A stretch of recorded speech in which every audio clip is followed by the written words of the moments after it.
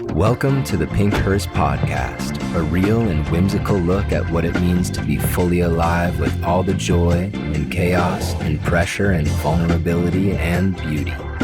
Take the ride along with unexpected guests and be inspired to fall in love with your own unique destiny and meaning.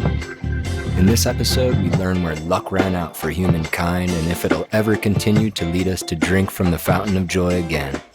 Let's find out what's left when there is nothing left, and how the entire world could be found on a street corner in Harlem. A true story of a fractaled young mind that returned from a journey to everywhere. With a special bit from our fellow writer, dreamer, and brother, Taylor Cox. We are in for a ride, folks. Here we go. Unfortunately, this episode is not sponsored. The boy wearing the Just Visiting This Planet t-shirt with his arms outstretched and head raised to the drizzling rain looks serene. You can't fake serene. Happy, sure, but serene is genuine. What secret lotus blossom does he possess? His eyes have a soft Siddhartha knowingness about them. His quiet grin implies that he has been entrusted with a wonderful secret by the clouds. You can feel the wonder and awe emanating from his being, forming an aura around him like gas in air, shimmering almost invisibly. That same boy, now 24, emerges from his apartment complex and walks tentatively down the Harlem street.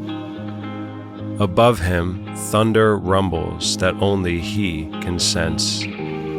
His left shoe is painted with skeleton toes, representative of his purgatorial revelation. A strange mixture of paranoia and glee mingle in his chest. Goosebumps shiver outward from his center like purple Arizona lightning. Passing people on the street, he notices that some of them have two different colored eyes, and he knows what it means. They are hybrids, angel-animal humans, hiding amongst us, waiting for the rebellion. They watch him as he walks slowly down the block, smelling him with their eyes, an initiate attempting to earn his place in their forever realm. Is he worthy of waking up and bringing into their fold? Will they rescue him from the excruciating in-between that he has borne for his entire life? Please, he whispers in his mind, I am not like them. Take me back. I know you're there. I'm one of you. In the bodega, he tries his best to feign normalcy, like someone tripping on acid in a police station. He smiles too eagerly at the man behind the counter, who in turn frowns at him suspiciously.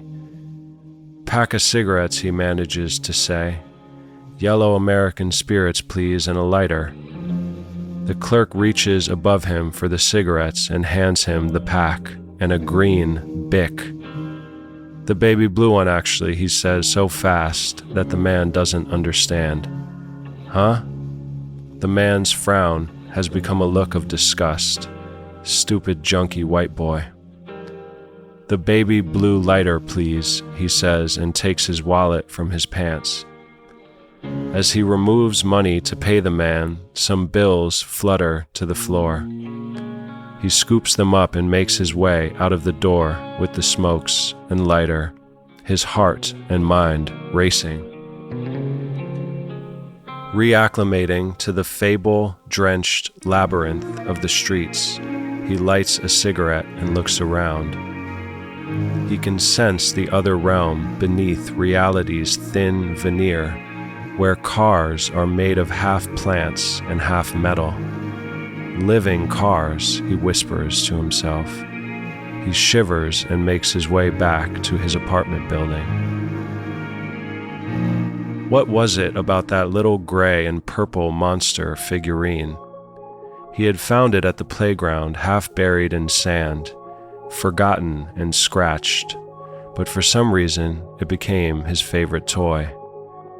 Only an inch tall, he would bring it into the bathtub, to the dinner table, to school, to bed.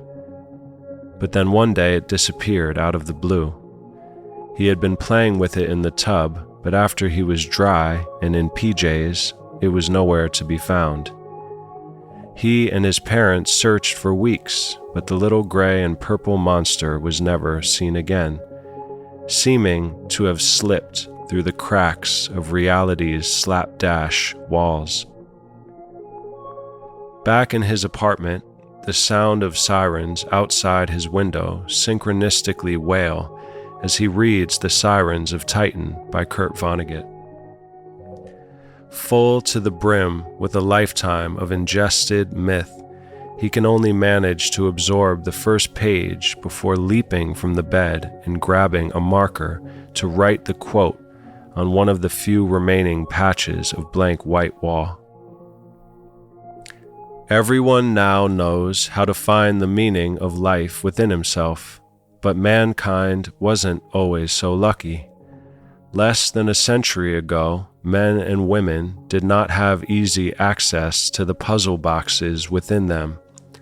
They could not name even one of the 53 portals to the soul.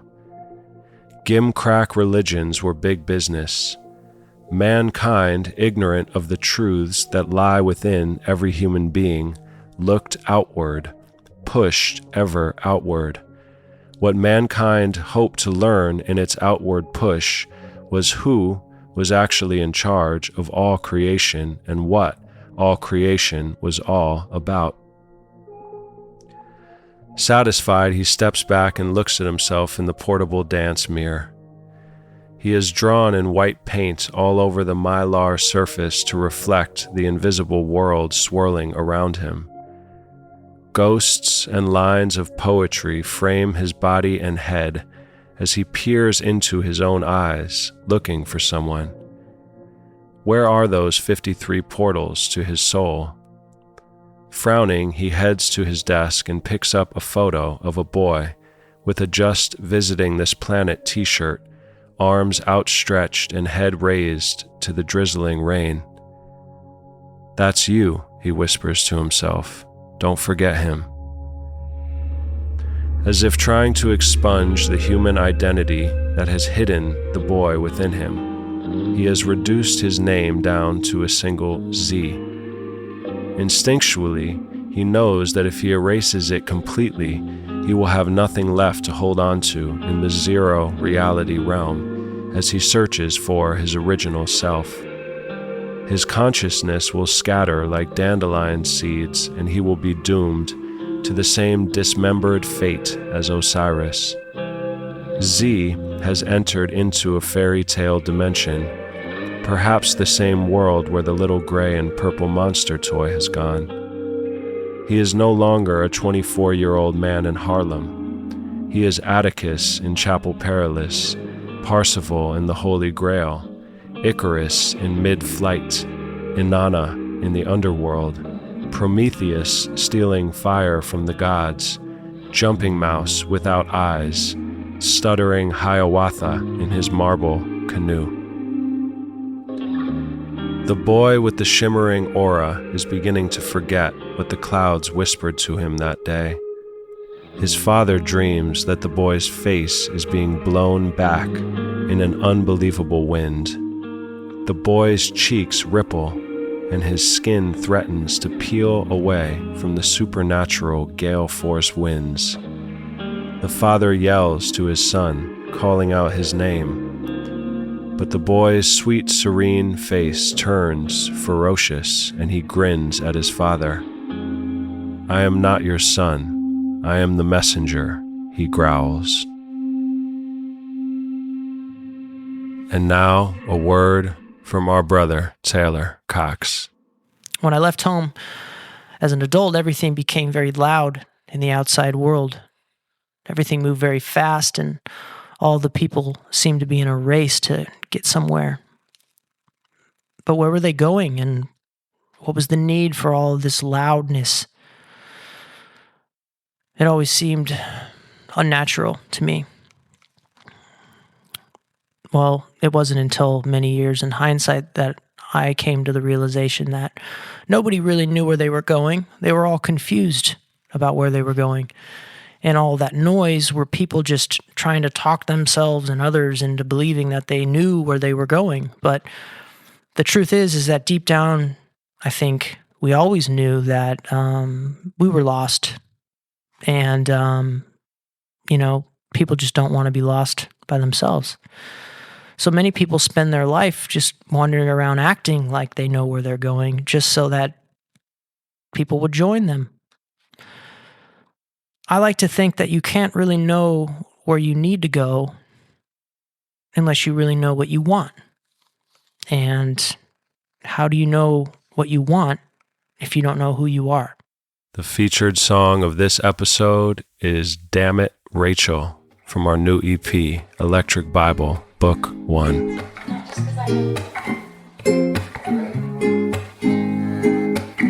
Oh, I've been traveling so long, trying to find my way to you.